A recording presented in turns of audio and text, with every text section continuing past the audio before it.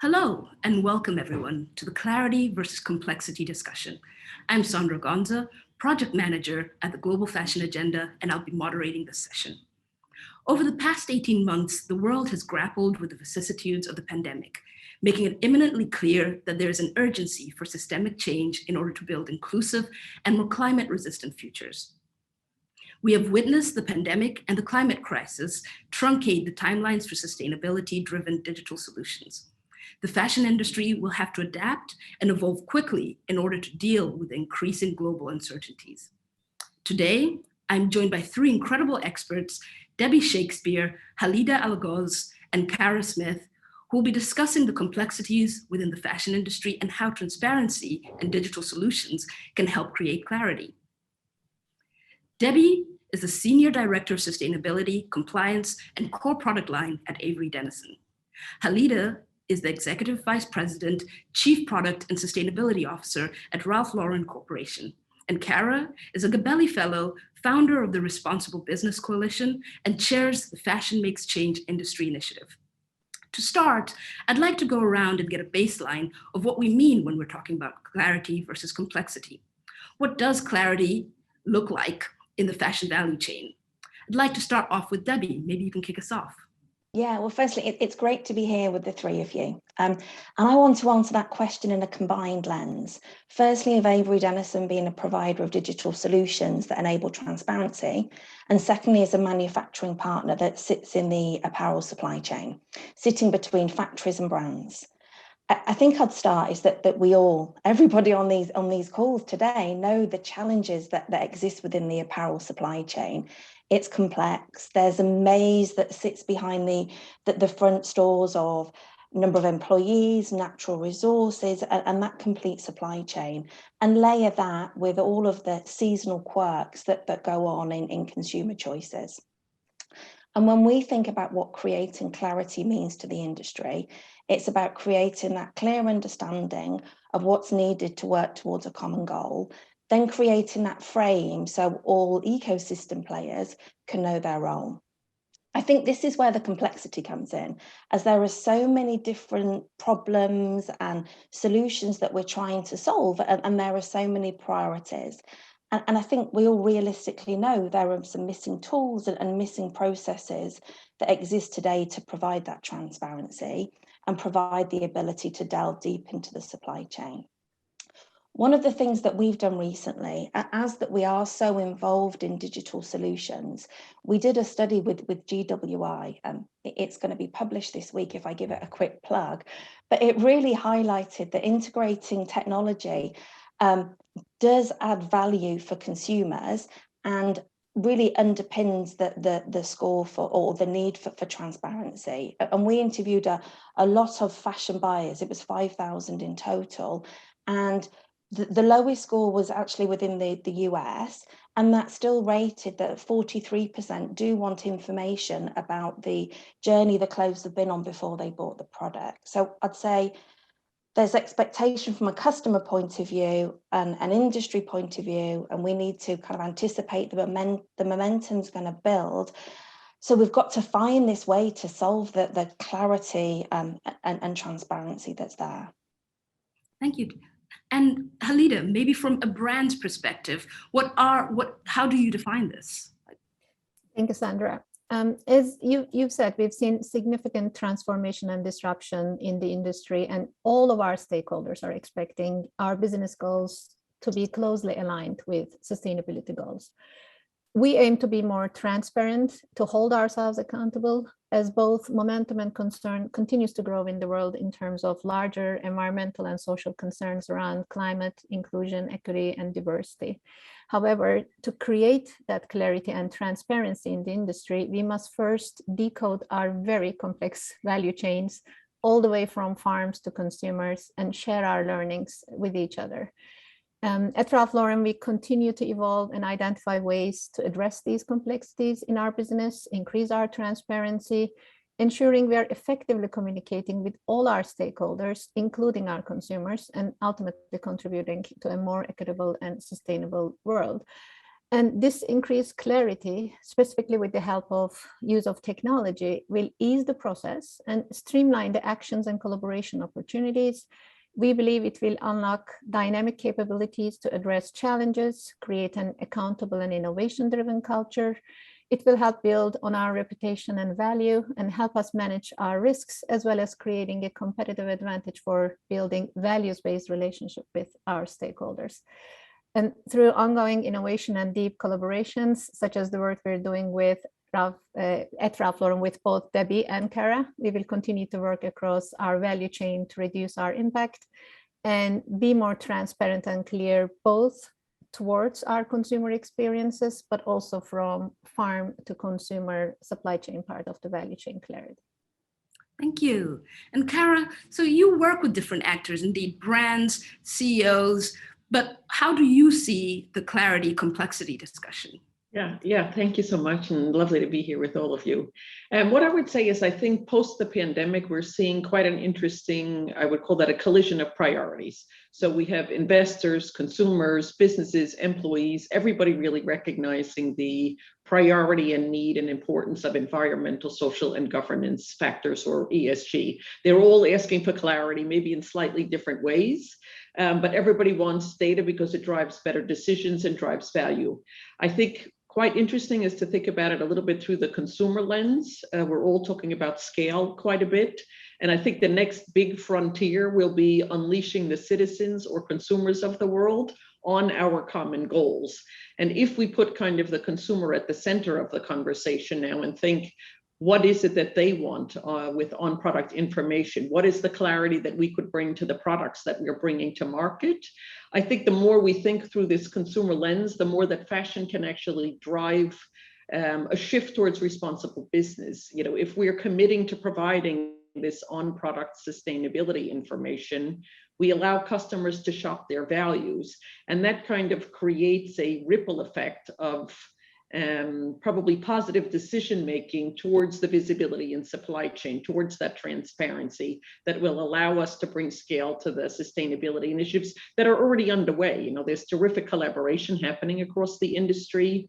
And more, again, post-pandemic, I think building on the quote that Debbie was saying and a lot of the work also that's happening at Ralph Lauren, we see all of these customers, I think the figure is 72% now, saying, if you make it easier for me to buy with sustainable attributes and tell me about materials and chemicals and animal welfare and the things that I'm interested in, I would buy more. I would like to have some sort of mandatory labeling. So I think we're looking at this clarity, some things for ESG reporting and financial reporting, some things on product.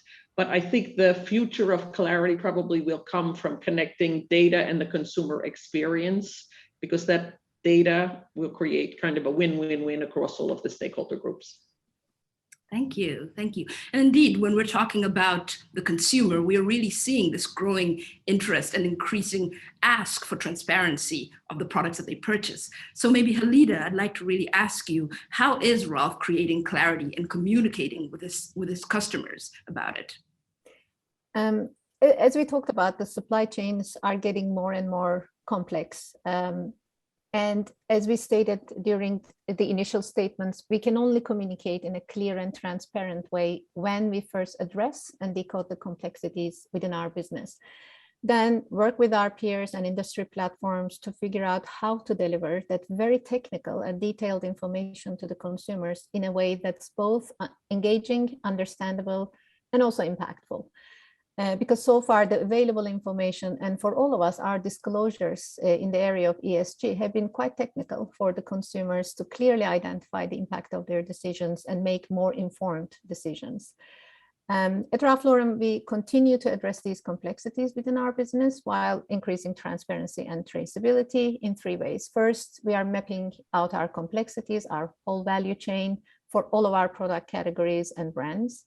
Secondly, we're using our learnings to build in the right processes to create positive impact.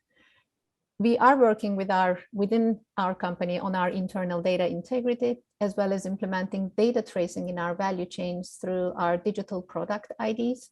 This is a scalable innovation we launched 2 years ago, and by the end of this fiscal year, all of our Polo products will have a QR code, which is a digital product ID on them, that will enable us to connect and stay connected with the consumers and share more and more relevant information throughout their journey with us. We are investing and piloting different blockchain certification programs and tracers to be able to trace our supply chain all the way down to farm and fiber level. We are partnering with organizations, like I said, such as Kara and Debbie's organizations, to establish the right framing for the consumer-facing data. And from all of these learnings, we are establishing meaningful collaborations with our peers, with our industry partners, with NGOs, and at times with cross-industry partners to create systemic solutions to many of the what-if propositions that we have to deal with. No, thank you. And I mean, I'd like to ask, for example, Debbie, at Avery Dennison, how are you facing and addressing this growing industry need for transparency? Yeah, I'd say digitization is changing everything, and the apparel supply chain is no different. And frankly, the fragility of the supply chains and weak data don't work with what our hyper-connected consumers are really looking for today and going forward. I think everybody knows Avery Dennison have really been in the centre of RFID for such a long time, and particularly in the apparel supply chain. But we don't often talk about that as a transparency tool. But it is, and I'll talk a little bit more about that in a second or two. But I guess, you know, we've talked about, I've heard people talk a lot about the COVID impact on the conference so far. And one of the things that we found with our study is that 70% of consumers are more likely to interact with QR codes since the pandemic. And I think that really highlights where the space is going and how we need to think about providing transparency. If I go back to RFID, you know, it's been a tool that's been used in the past to really enable supply chains and help provide that clarity of where products are within the supply chain. But again, linked to the pandemic, because it does that, the brands that did incredibly well are the ones that really enabled that omni-channel, and people could click on store and pick up on curb, and people knew where their inventory was. And that's a transparency that we often don't talk about. I think the other thing that we don't talk about is how RFID, you know, directly reduces waste within a supply chain. And when we think about the impact that has on sustainability, you know, and all of our races to zero, we know there can be this direct correlation between waste reduction and carbon reduction in organizations. So again, you know, a tool that's been used for one purpose can provide transparency somewhere else.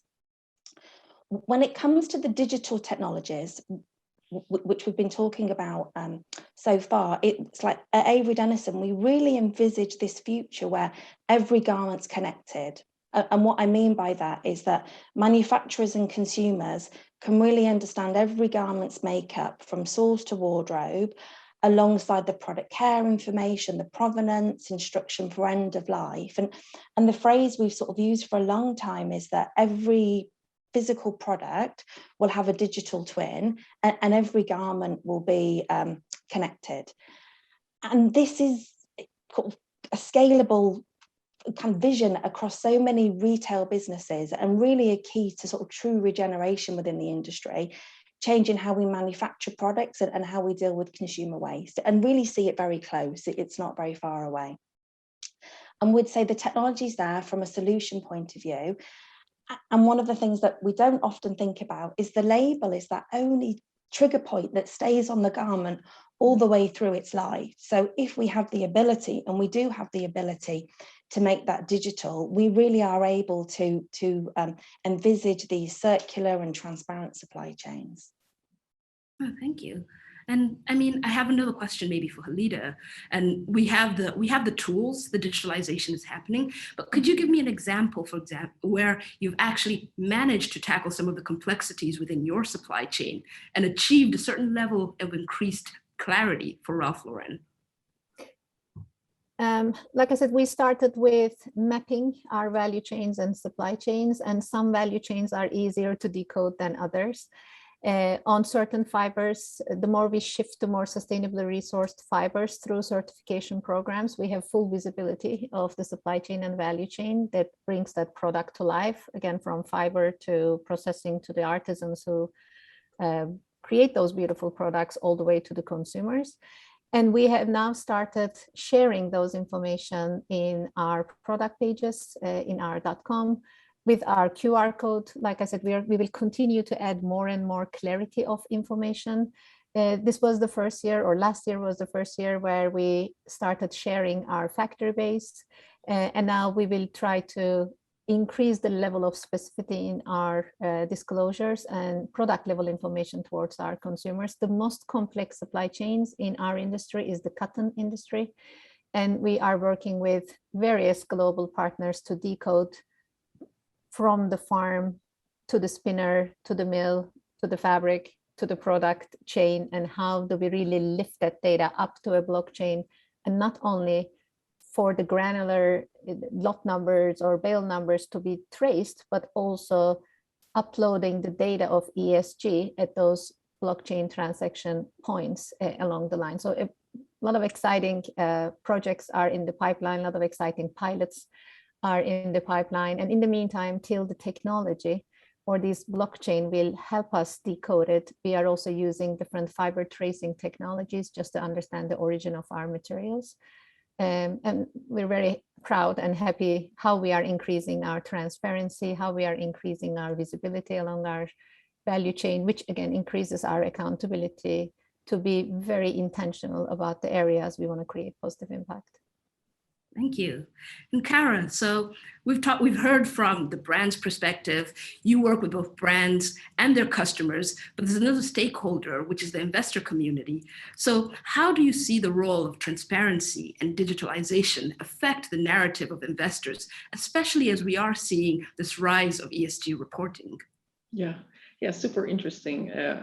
Just before I answer it, I want to say it's really interesting, I think, to listen to Debbie and Halle. They talk about the new conversation with the customer that is possible with that QR code and the label and the information. I think this ongoing dialogue is going to be super interesting as we go forward, because you can still be talking to a customer long after they've purchased something to say, what can I do with this when I'm finished? How do I engage with it? So really exciting to hear all of those developments.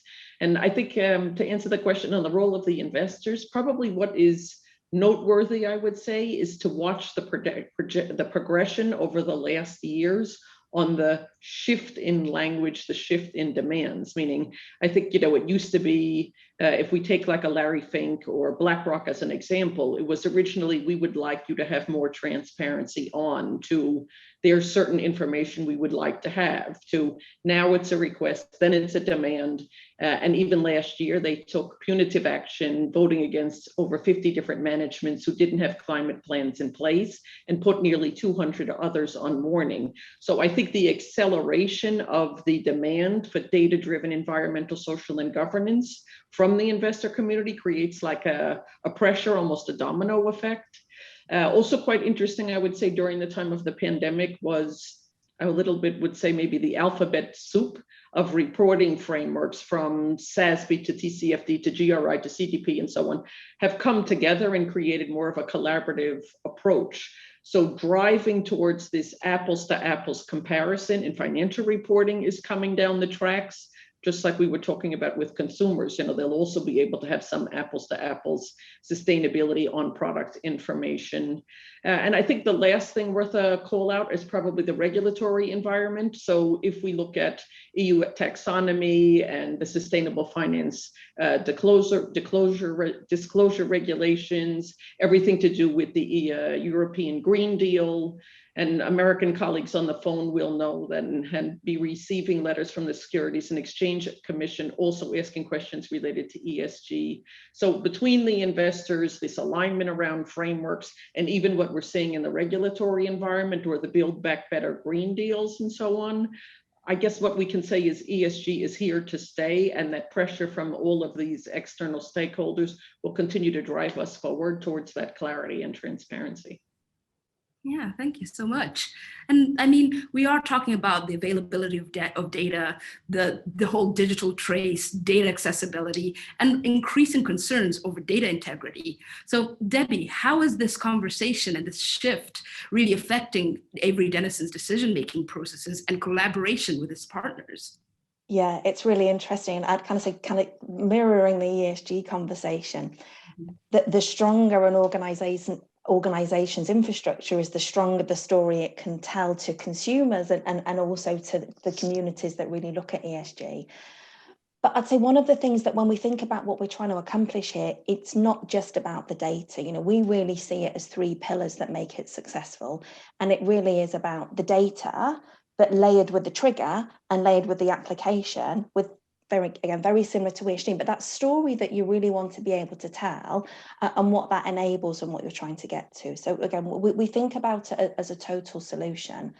And I'd say in all of the conversations that we've had, not every brand has all of the data or knows what they want to do when they first get started. So we say the first thing is really think through what we want to accomplish as an end goal, and then work with a number of people within the industry to get there. And I think one of the things that we uncovered, you know, we put labels in garments. We hold an awful lot of data of garment composition. So it felt like a really natural step for us to start working with recycling partners and working on digital labels and digital passports that could enable recycling.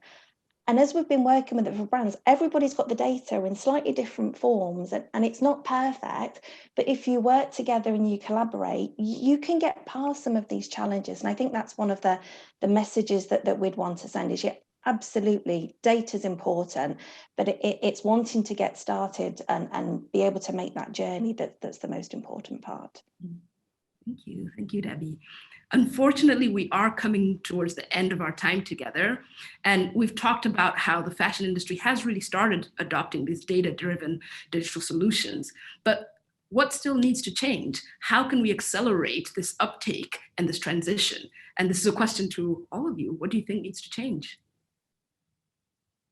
You want me to start? Yeah.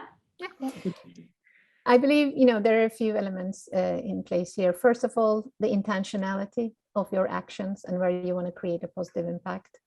Second one is scalable innovations, because we all need to invest in scaling all the innovations we have in place. Coming back to the DPID, from a test pilot 2 years ago, now we are able to put it on each and every product that we produce for our Polo brands.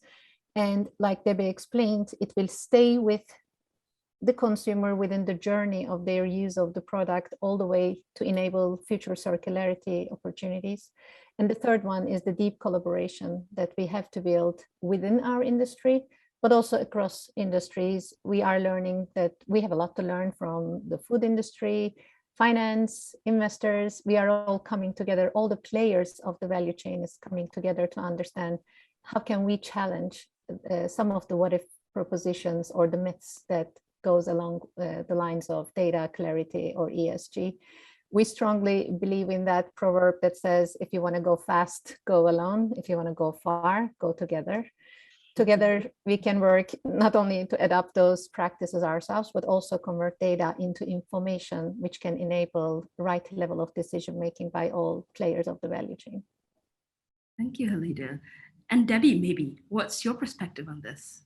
I 100% agree with everything that Halida said and don't want to kind of repeat it. I guess if I could layer just a kind of a slightly different perspective on it, is that I think the industry economics and the consumer dynamics are really going to force the speed of change, and especially the rise of some of the new markets. So when we look at the sort of explosion in the rental market, the recycle market, the secondhand market, they've got slightly different needs, and they're going to push the broader industry to react and move quickly, and layer that with the pressures from ESG. It's going to accelerate the change.